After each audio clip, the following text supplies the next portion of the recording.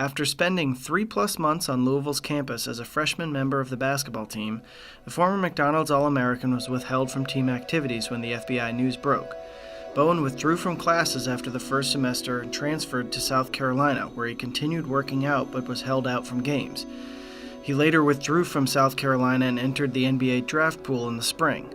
But Bowen then took his name out of that draft pool and instead pursued a new program for young hoop stars in Australia, where he'll play pro basketball for a year before re-entering the NBA draft in 2019.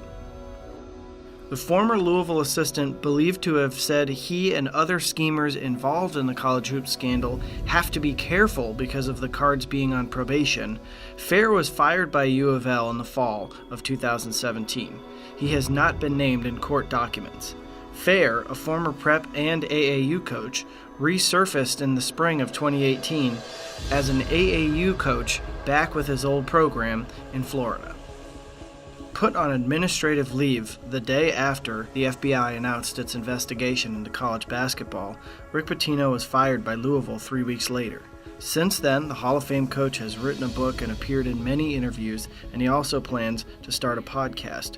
He also pursued several NBA jobs and was even linked to a handful of college basketball coaching gigs over the spring of 2018, but he remains unemployed.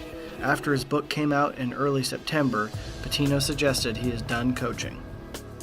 Tasked with coaching Louisville for the 2017-18 season right before it began, literally 3 days before the season started, the former Cards center took his team to the NIT, narrowly missing out on the NCAA tournament.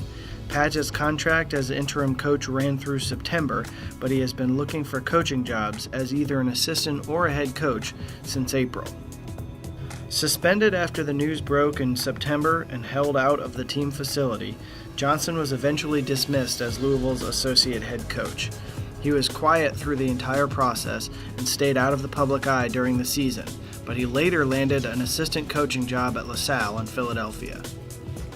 Fired in part due to his loyalty to Pitino and the litany of crises overwhelming the basketball program, Jurich later reached a settlement with U of L that switched his firing from with cause to without cause.